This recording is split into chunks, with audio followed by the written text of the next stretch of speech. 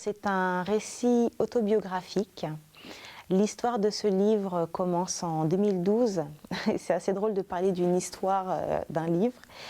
Dans le cadre de mes études à l'époque, j'étais encore étudiante et dans le cadre d'un cours de littérature, l'enseignant nous propose de créer un récit d'enfance, ce que je fais, et ensuite de l'analyser et de le commenter. Et puis finalement, je me rends compte qu'à travers ce texte, il y a un fort potentiel.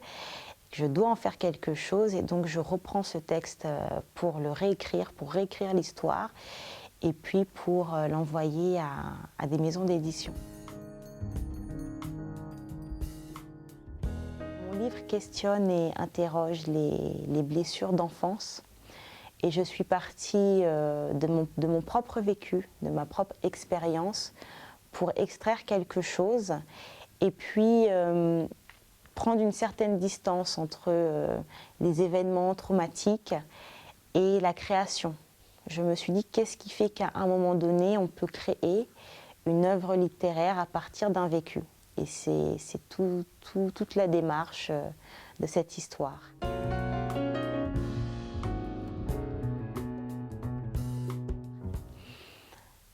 C'est aussi une façon pour moi de rendre hommage à mes origines africaines et antillaises.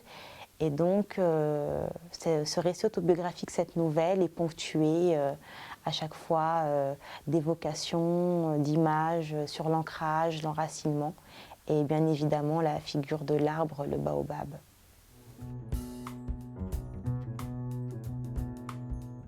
L'envie d'écrire, je pense que dans un premier temps, c'était plutôt dans l'optique d'être dans un espace de libération, un exutoire, c'est-à-dire qu'à un moment donné, j'étais une enfant très timide, très renfermée, peut-être même un peu obscure, assez particulière, dans un univers bien à moi, enfant unique en plus. Et donc, c'était une façon pour moi d'être vraiment moi-même. C'est-à-dire que dans ces moments-là, je pouvais délier la parole et dire ce que j'avais à dire sans tabou, en tout cas sans retenue. J'ai participé à un concours d'écriture qui était organisé à l'époque par le Crous. Sur la thématique de la vie étudiante. Et j'ai eu à ce moment-là un gros challenge, rendre un dossier pour un cours ou écrire la nouvelle. Alors j'ai choisi d'écrire cette nouvelle pour le concours proposé. Pendant 2 semaines, je n'ai fait que ça, une thématique qui me tenait à cœur en plus et j'avais des choses à dire sur ce sujet-là.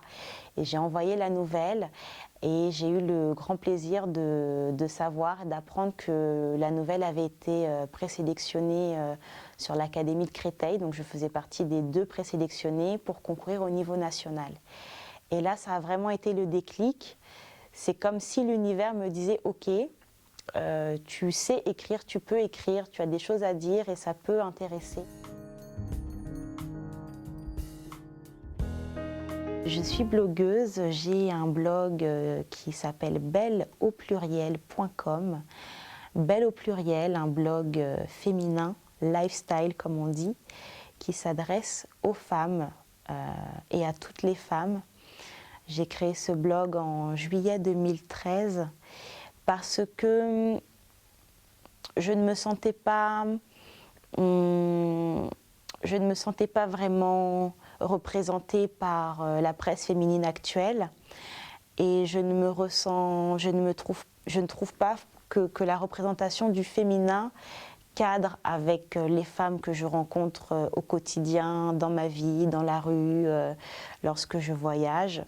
C'est une représentation qui, selon moi, est très, très cantonnée à un modèle limité et limitant. Et plutôt que d'attendre, je me suis dit que je devais créer ce support qui représente tous les types de beauté, tout âge confondu, toute ethnie confondue, toutes formes confondues, des femmes fines, des femmes rondes, des femmes pulpeuses, des blondes, des brunes, des femmes avec des locks et d'autres au crâne rasé.